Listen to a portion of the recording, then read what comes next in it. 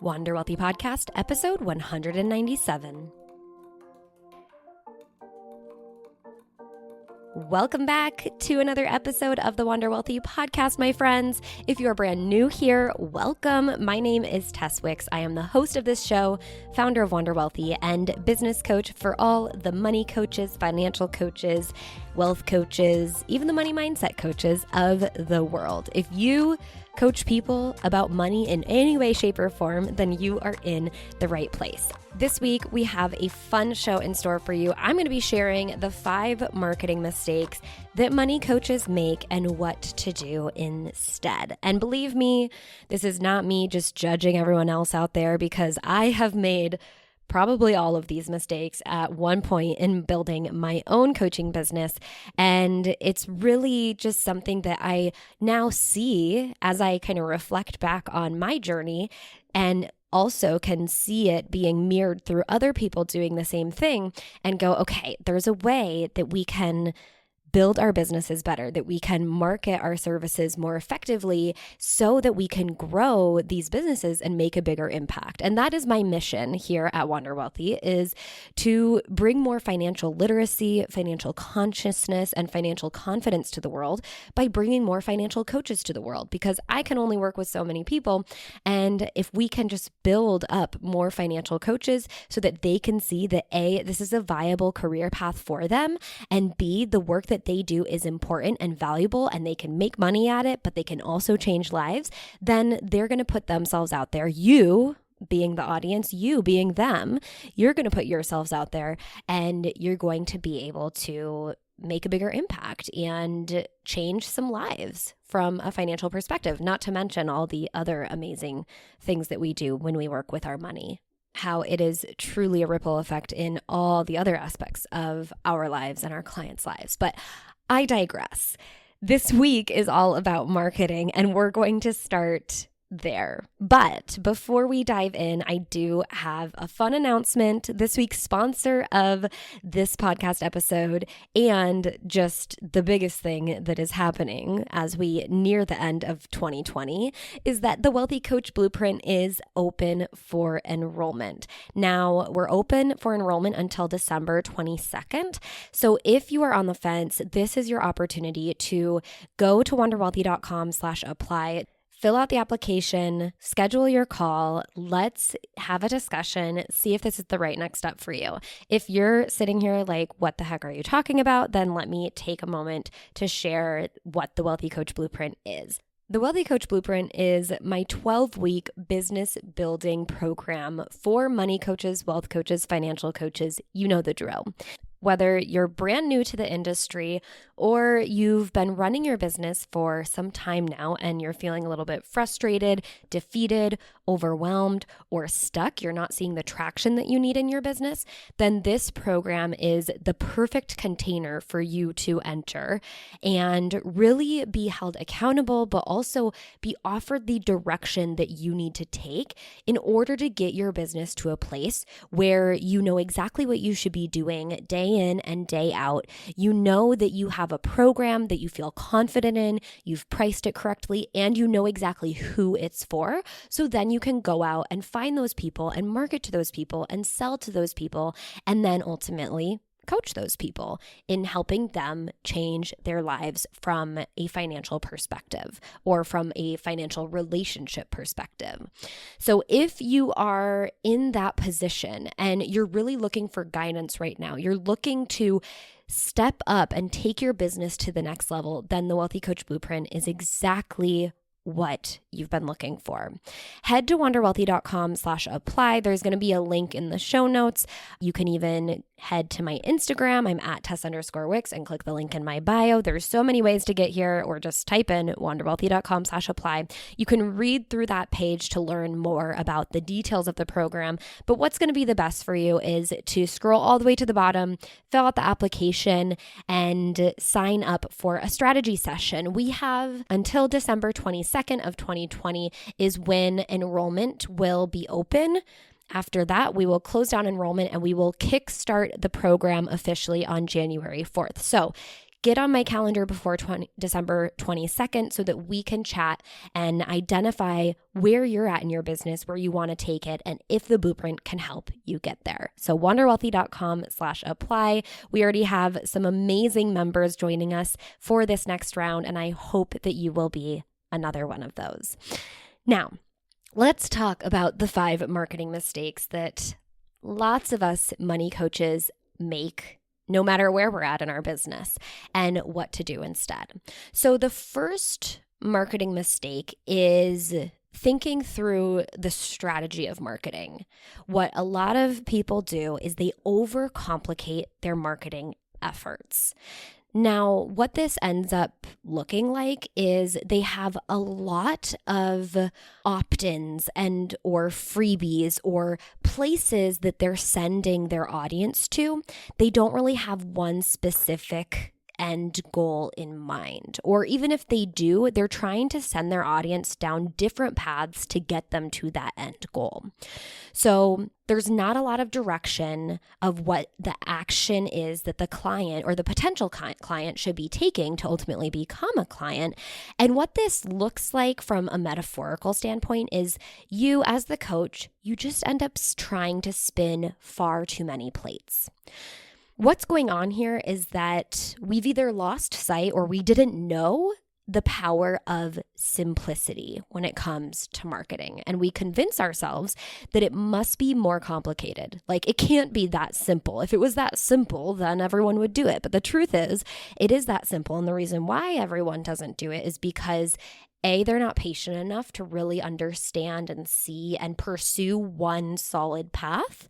Or B, they look around and they start feeling the FOMO and the scarcity around the fact that everyone else is doing all these other things, so I should too, right? And so whether it's external motivating factors or internal factors of not being able to stick out one thing, we start to tack on more complex layers when it comes to marketing, okay?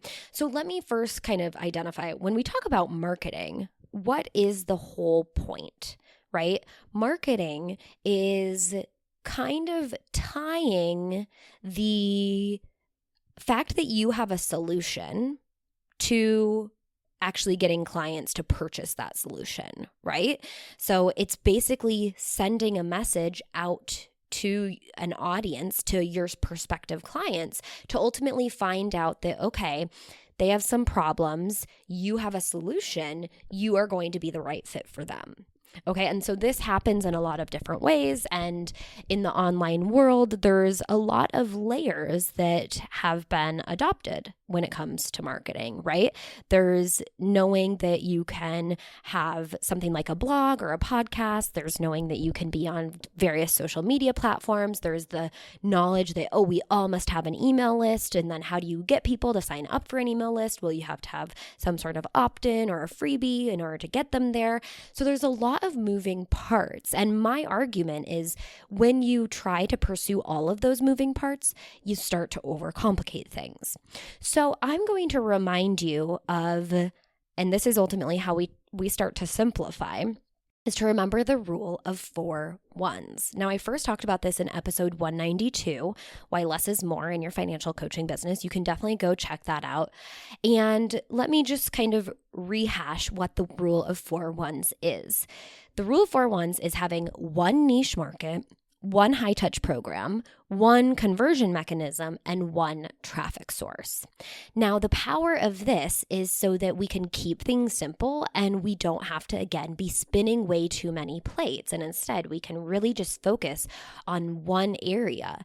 The bonus is that if something isn't happening for you, if you're not seeing the results that you thought you were or thought you wanted to, then you can much more easily identify where the chink is, right? Or where the bottleneck is by only having a very simple kind of single path to turn a potential client into a paying client. Now, if you add a bunch of layers or add a bunch of different paths for them to ultimately, build a relationship with you and then turn into a client, it becomes more difficult for you to identify what's going wrong and how can we fix it. And okay, when we do make a tweak, then how can we measure and manage and track that to see if it's going to work or not? So when you boil it down to the rule of 4 ones, you simplify everything, and it just becomes so much easier to actually determine what's going wrong, what's going right, how can we do more of the right thing, less of the wrong thing. And if something is not working altogether, maybe we can just like completely replace it, but not tack on even more things. So instead of having a download for people to get on your email list and doing direct outreach to create connections with people and having some sort of like free Facebook group challenge and doing a free workshop or maybe a low price paid webinar or other sort of like online course or something like that, all of those are various touch points and various marketing approaches or strategies or tactics that typically lead to overcomplication. Now, it's understandable why people would add all of these layers, and it usually looks a little something like this. They start off doing a free download because they see that everyone else is doing that, and that sounds like the most logical thing. It also is the more comfortable option, is to create a free download, because that's way more comfortable than like actually doing direct outreach. You typically face a lot less rejection, and the free download is so much more passive, and passive is the word of the century right now. It's like passive income, passive leads, passive everything. So you start with a free download, but then after a while you're not seeing the results, and we as humans, especially in the society that we live in today, we need that instant gratification. We want to see that it's working right away. And if it's not working right away, instead of really like breaking it down and identifying what's working, what's not, we just kind of hop to the next hot and trendy idea. So, okay, free download. It's like, I'm getting a few people to opt in, but not as many as I really need to then turn this into a full-time business. So let's just like put that aside and start doing the free challenge. And then, okay, the free challenge, didn't really see the results I wanted. So now I'm going to add another thing. And so after a while, this person, the money coach, and this was me for a long time, you have so many things going on. Again, you're spinning so many plates. You actually don't know which plate is spinning less effectively or less efficiently. And you don't even have the time to really figure that out because you're just trying to keep everything up. You're just trying to keep it all going. Okay. So as an alternative, strip down to the rule of 4 ones. Now, one niche market, we've talked about that before. It's really important to have a niche market and have one only because it just makes your entire life so much simpler. But we're not going to go into that. We're also not going to go into one high touch program. But again, having one high touch program really helps you build top of mind awareness for the problem that you solve. And that's not to say that you can't have other things available. You just wouldn't market it publicly. You would keep your high touch program as the thing. And then if a potential client either just like ultimately could not afford that for many, many years or time points, or it wasn't really the best fit, but you could help them, then you could maybe whip out some things that you would put on something like a secret menu item. Now, when we talk about one conversion mechanism, that's where we really add to the confusion, right? You do the download and the week-long challenge and the low-price product and so on and so forth. And this is what makes it super hard to then identify the effectiveness. So instead, what you want to do is just strip it all down to one conversion mechanism. Now, the one that we use inside of the Wealthy Coach Blueprint is direct outreach. It's really much more focused on relationship building rather than trying to go the passive route. This is for a couple of reasons. One, it's more effective. And two, it's probably the most uncomfortable approach that you'll have to take. But if within a 12-week container where you have a coach who's helping you navigate those waters, it's going to be so much easier to do than trying to do it on your own. So that's why we really do it, because it's effective as heck, and it, you don't have to do it alone, and you can learn kind of how to do it effectively. But there's lots of different conversion mechanisms, but just try to boil it down to one so that you don't have to overcomplicate the system. That way, if it's not working for you, you can tweak something about it instead of add on more options. Okay? The more options you add on for your potential clients to convert, it actually overwhelms them and sometimes confuses them because then they don't really know where you want them to go. So instead, again, strip it down, pick one conversion mechanism. One traffic source is the last of the 4 ones, and that's another way that a lot of us can overcomplicate our marketing by overcomplicate all of the places that we need to show up. And again, it adds to spinning way too many plates. So instead, pick the one platform where you know your ideal clients are hanging out and just worry about mastering and becoming the person on that platform who's known for helping your clients solve their specific problems. Now, one side note is that yes, eventually you'll add on another conversion mechanism, right? You'll get the sense for the first conversion mechanism. You'll identify, how it works for you and get it to a point where you can almost turn it into a system or a process. Maybe you can even hire it out. But once you get really confident with that and you know how to make it work for you, then you might tack on another conversion mechanism. And this can happen because you're just looking to expand your reach even more and you feel like you've almost tapped out the reach for the current conversion mechanism. Or perhaps you've added on another program or offering to your product suite, so to speak. Now, when we're just getting started, like I had said, we really want to focus on being known for the one thing that we do, which is going to be our signature offering. Eventually, someday, when you're ready to expand, you might tack on another to your product suite, and that also might then mean that you would have another conversion mechanism. But another way that you might switch conversion mechanisms is if you identify that the one you're working with isn't working anymore, it's not effective anymore.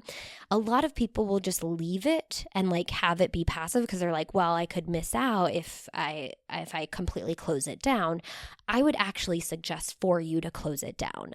And although some coaches might say no, because then you're leaving money on the table, I think it's so much better for you, especially in the beginning, especially if you haven't gotten it to a point where it is converting a certain number of people.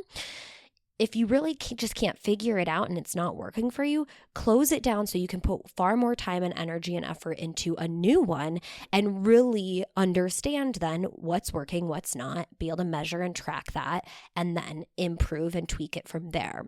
So it's either you're adding on because you've gotten a really good grasp of the current one and you're just ready to grow, or you close one down and then you move on to a new conversion mechanism.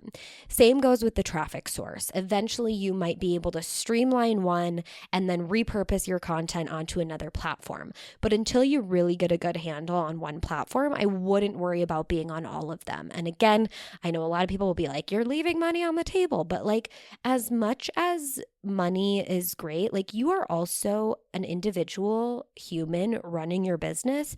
You need to be sane. You need to be able to make the best decisions for yourself.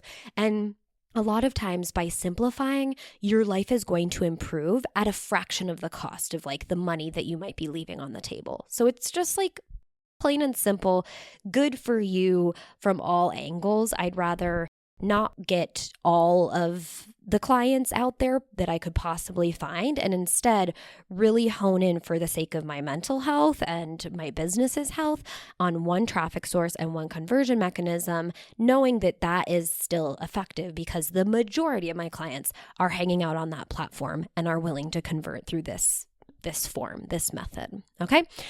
So that is the first one, and I promise that'll be kind of the longest mistake that I dig into and explain. But if you're overcomplicating your marketing efforts, strip things down and remember the rule of 4 ones. The second mistake is that so many people, and I still find myself doing this mistake and forgetting the alternative, which is amazing, and you're going to die when you find out about it. The second mistake is that so many people try to be original when it comes to their marketing. And basically, they never want to repeat themselves. They just want to continue to come out with new ideas and better ways to explain these things and also just tack on more things to talk about as opposed to remember what they need to be known for. So your job as a marketer of your business is not to try to reinvent the wheel. right? Not to try to come up with even more things to talk about when you're trying to showcase how valuable what you have to offer is. Your job is to develop top of mind awareness around your signature offering and the fact that you help this subset of people solve these specific problems. And when you end up talking about that, when you try to become, top of people's consciousness, when they think about, let's say you're a coach for, this is my favorite example, I use it all the time if you're new here. If you're not new here, here we go.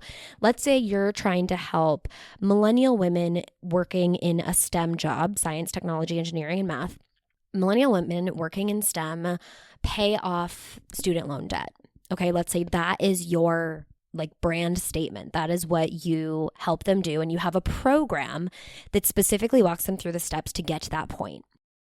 If that is who you are, then you want, let's say you have a friend from high school who follows you, who is not in a STEM career, but she is talking to a friend of hers who you have no idea who it is, but she's talking to a friend of hers, and her friend is in a STEM career and is really struggling to pay off her student loans and doesn't know, how to pay them off more effectively than what she's trying to do right now.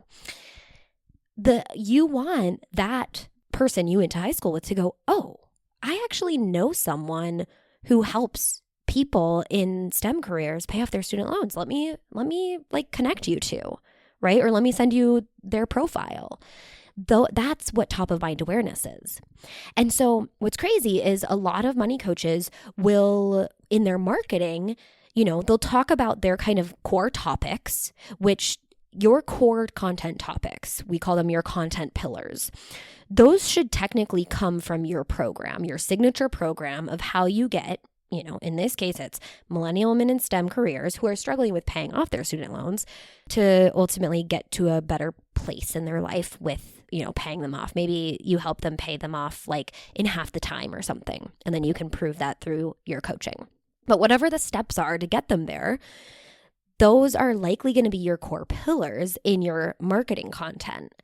And okay, so you talk about those and maybe you talk about them and you feel like, after a month or so, you're kind of talked out of them. The mistake a lot of people will make is now they'll start to add in new personal finance content that doesn't have anything to do with what their signature offering is.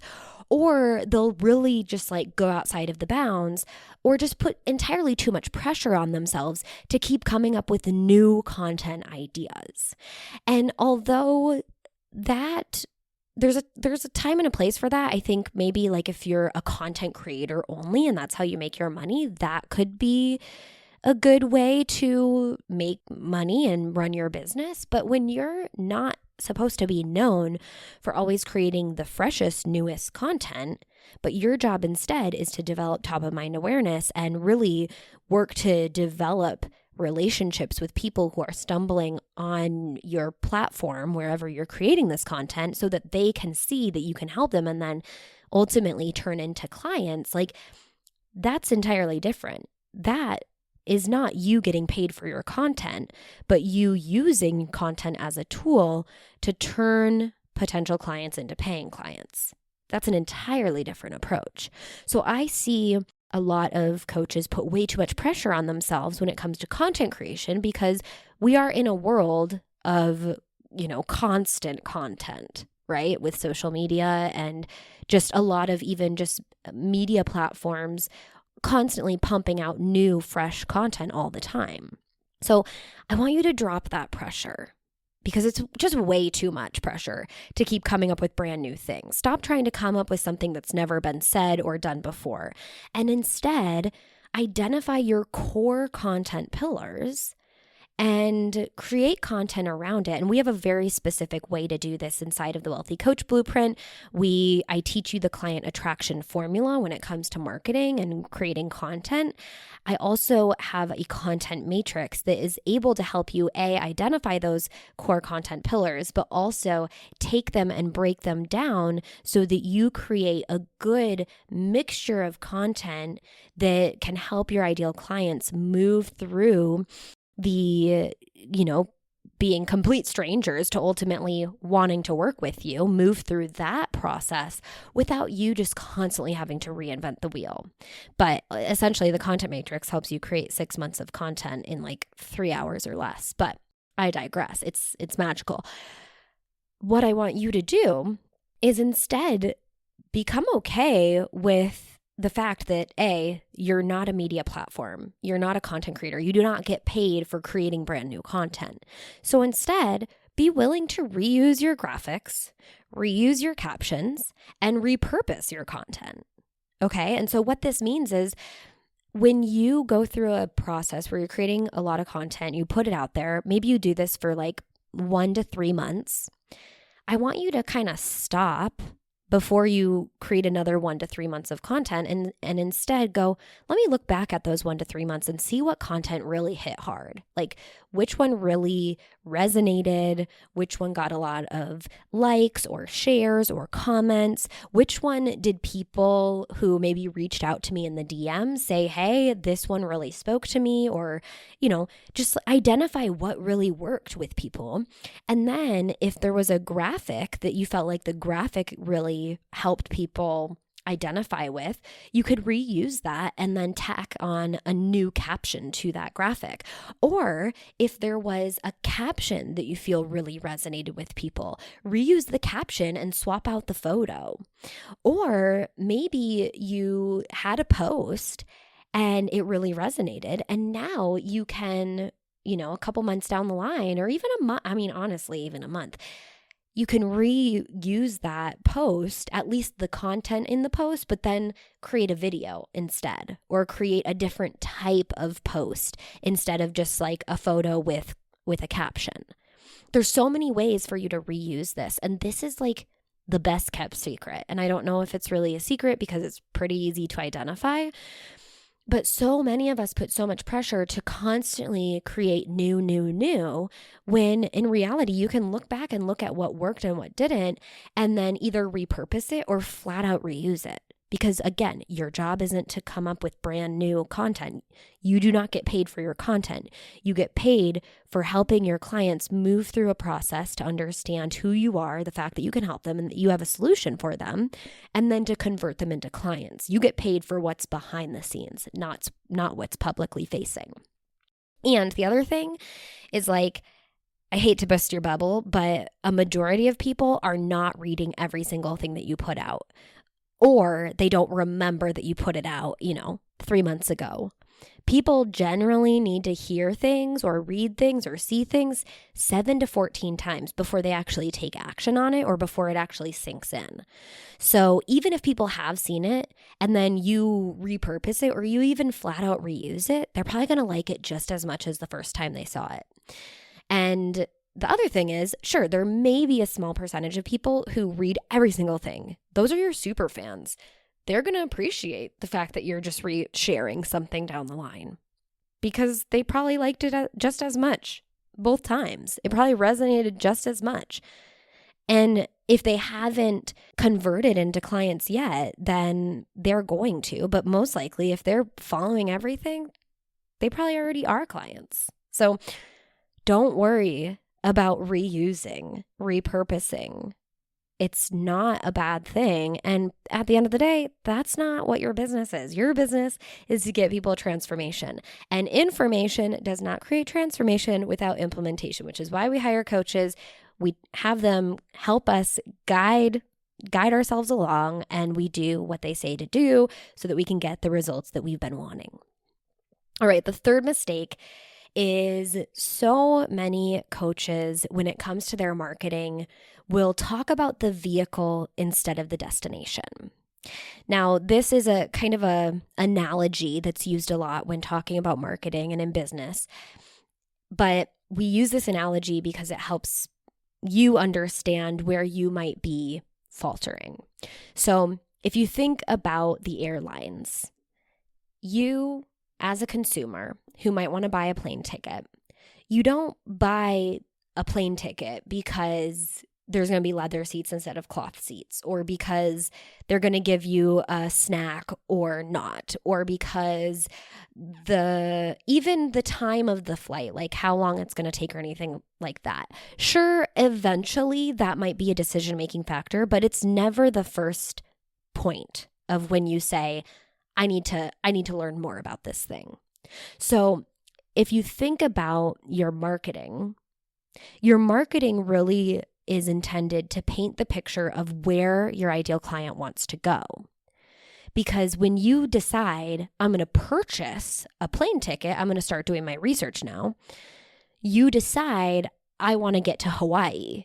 So now I need to go figure out how I'm going to get there. A lot of your market are in that phase where they're identifying what their problem is and what the solution is that they need. But they're not ready to, go into the research phase of the nitty-gritty, like, what's the vehicle that you're going to take me on to get me there? They're still needing to hear the story and the vision and the fact that their goals are valid and the fears about getting to those goals are valid and the pain points they're currently dealing with are valid, and here's how they can overcome them in order to get to those goals. But that has very little to do with the vehicle. And when I'm talking about the vehicle in terms of coaching, a lot of people really get wrapped up into selling the number of hours they're going to be spending on a call, or the number of video lessons there are in the program, or the number of worksheets they're going to do. And although, yes, understanding the vehicle might be important eventually in the buyer's process, it's never really what's important when it comes to just deciding if they want to get to that end destination or not. And so you want to be selling Hawaii. You don't want to be selling what type of airplane is going to get them there and what the internal features of the airplane are going to be and all of those nitty-gritty details. Of course, eventually those might be part of the decision-making factor, but only if there are a lot of options, which, yes, if you're buying a flight, there could be a lot of options based on like what day you're going to fly out, if there's a layover, how long is the flight, I don't know. And of course the price, sure. But that's never the most important when it comes to making the decision of if they even want to get on a sales call with you, right? So your marketing is selling Hawaii, is selling that destination. Your sales call is when you can start to tackle the logistics. But too many money coaches and coaches in general and business owners in general will talk about the logistics on the front end and lead with that. And it's never about that. Okay. Another way this comes into play is for those who understand that some of the work your ideal clients might have to do inside of your program are going to be things that they don't really recognize that they have to do. Like they don't even realize that that's part of the process. So a lot of ways that this comes up is, if you know that you're going to have to talk about money mindset, but if your ideal client doesn't know that they have a money mindset issue, then talking about that in your marketing isn't going to necessarily resonate with them. Right? Because you're talking about the vehicle when they aren't interested in that, or they don't know that that's an important decision-making factor because they just aren't as evolved as you. So talking about money mindset in your marketing, if your ideal client doesn't recognize that that is a solution to their problem, then it's not going to resonate. That's like talking about all of the engineering specs of the airplane that's going to get them to Hawaii when I literally could care less about the engineering of the airplane. I just want to get my booty to Hawaii, right? It's not going to resonate. So you have to identify how can you meet your client where they're at now? How can you speak the language of their mind and help them paint the picture by you kind of sharing what you understand about their current frustrations and pain points, what you understand about what they're afraid of happening or not happening in their life, whether they do or do not choose to fix their current pain points and frustrations, and what they ultimately want at the end of the day. What does that goal and that vision look like? What is the end destination? Okay.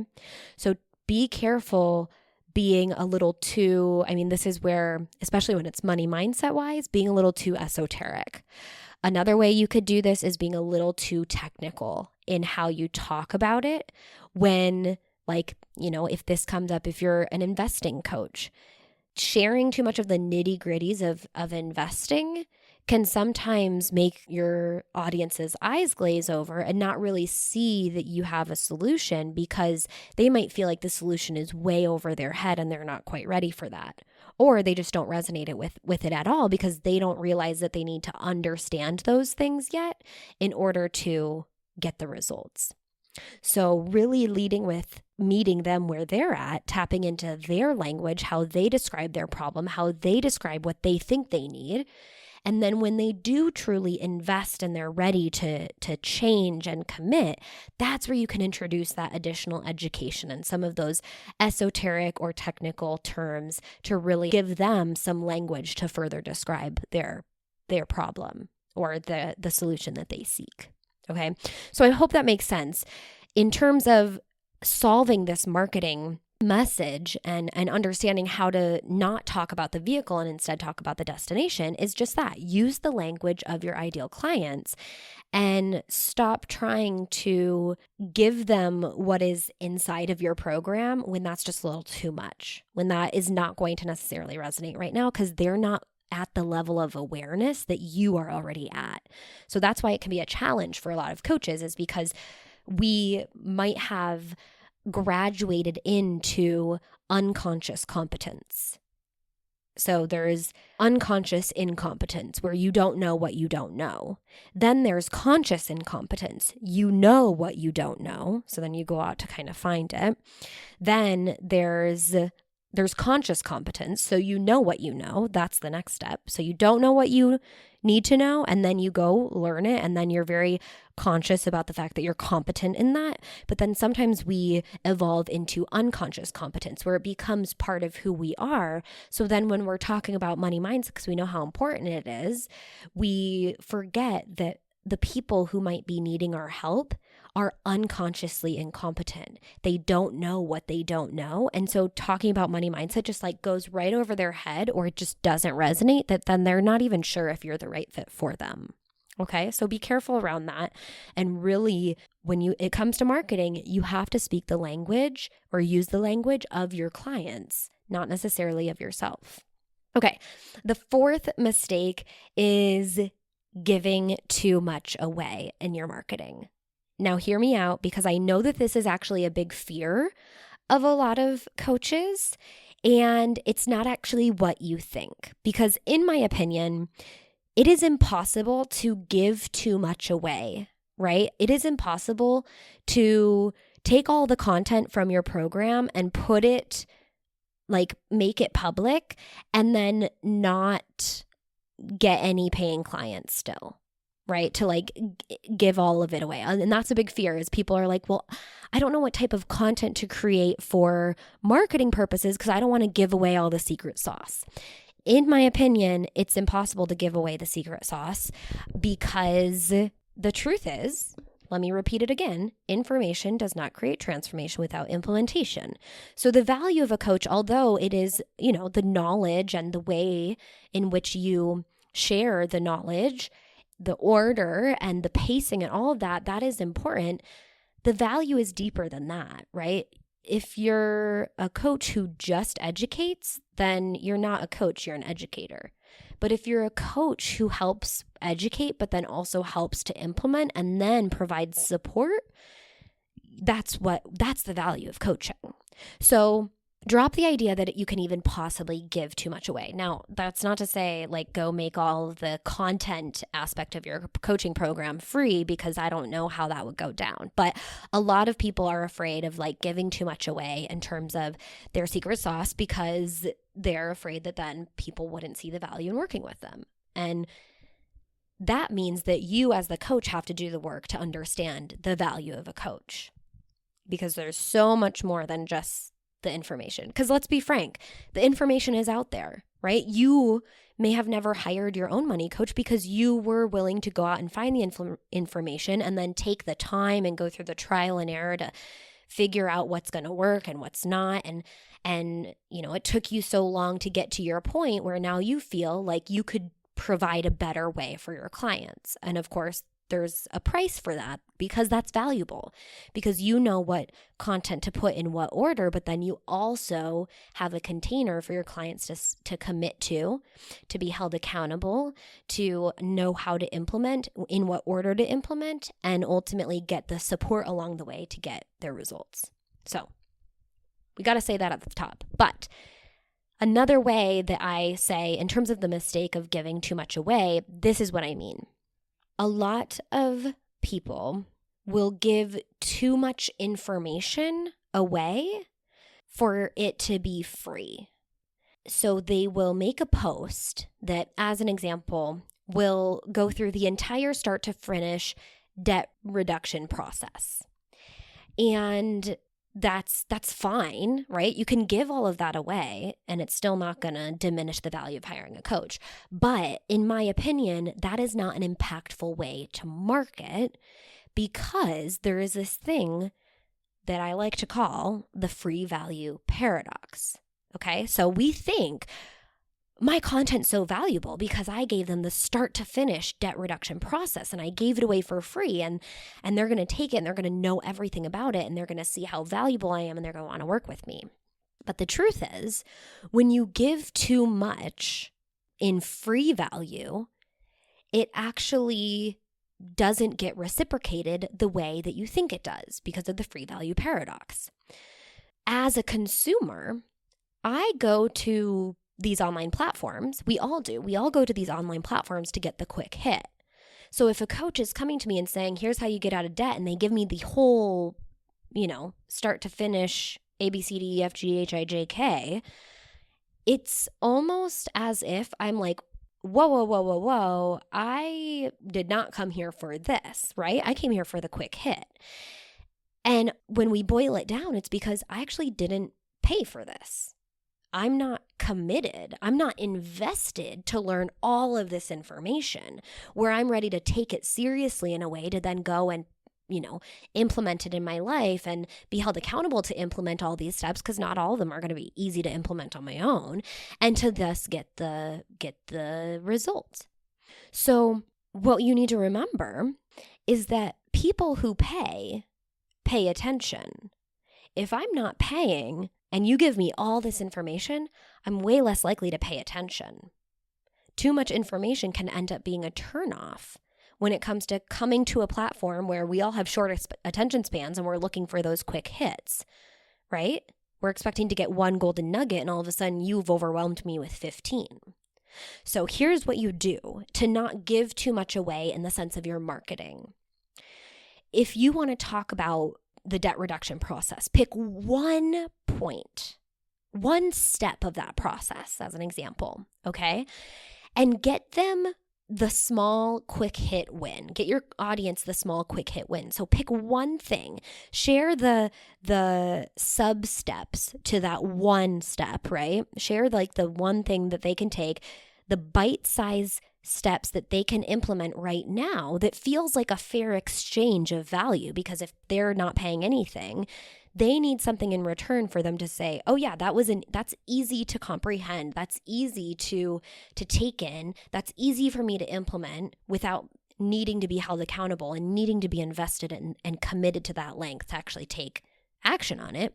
So that's easy for me to take in, implement, and oh look, I got a result because I was willing to implement upon it for not actually paying that much for it. And by the way, this is a really good thing. If you are creating a conversion mechanism like a free download or something, think about it this way.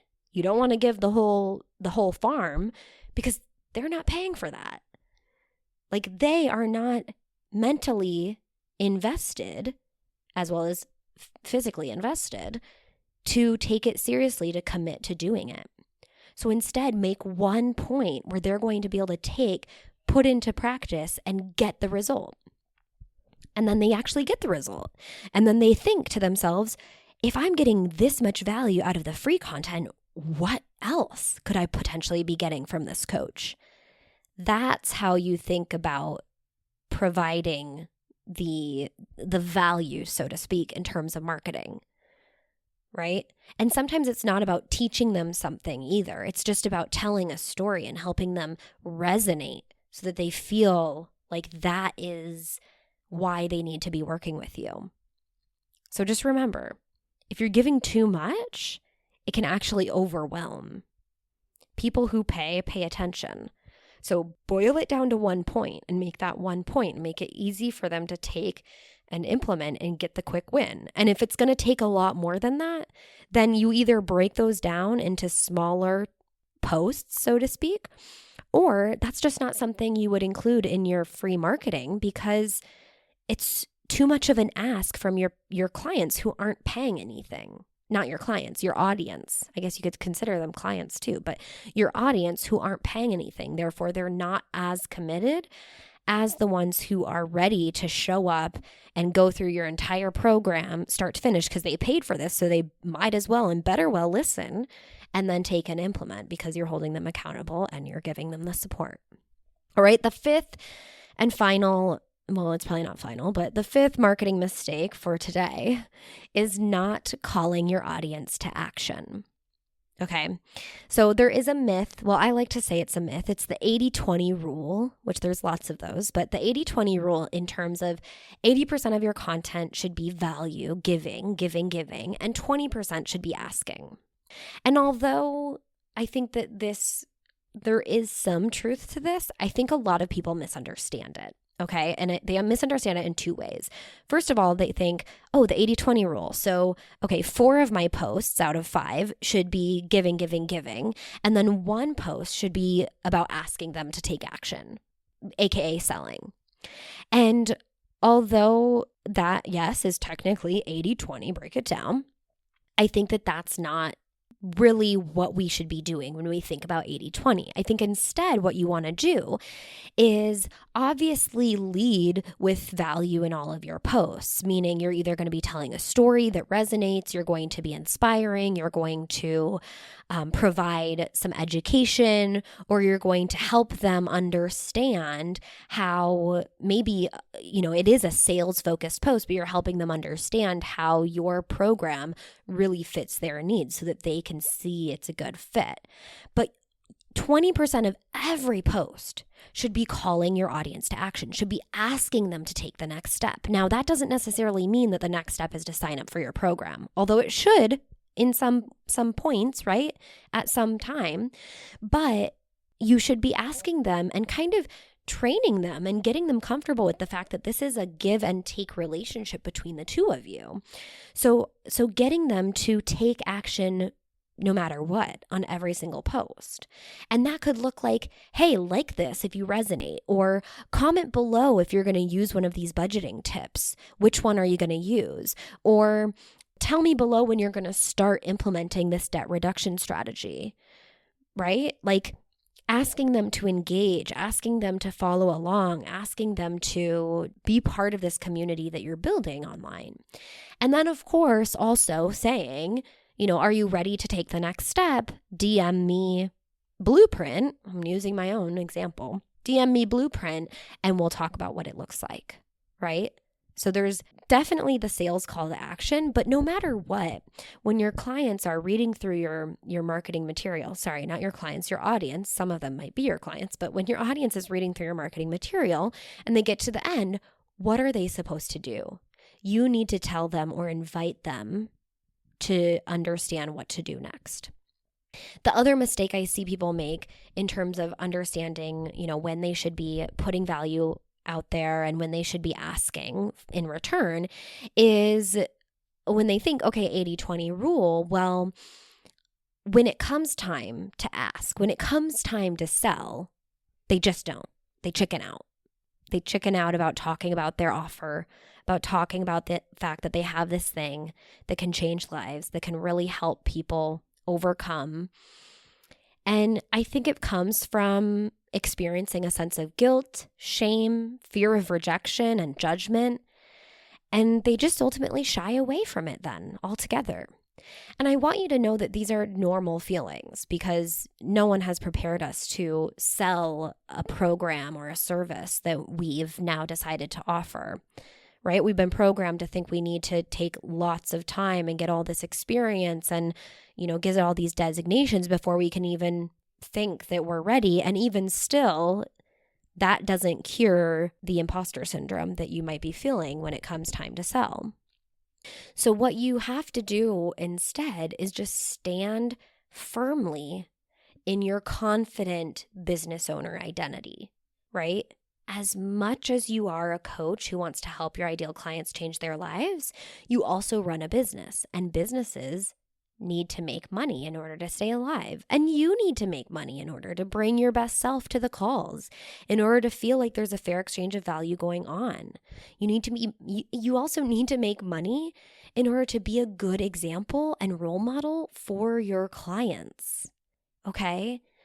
So as much as you want to shy away from talking about your program because you feel like you're going to sound like a broken record, or you're going to feel salesy, or you're going to feel like you're begging, stand firmly and confidently in your identity as a business owner. What do businesses do? They talk about their offer no matter what. Coca-Cola might make some advertisement about, Coke bringing families together or whatever. But at the end of the day, what is it centered around? Their product. So do what you know you need to and talk about your offer. Have a call to action, 80-20 rule, but call to action on every single post.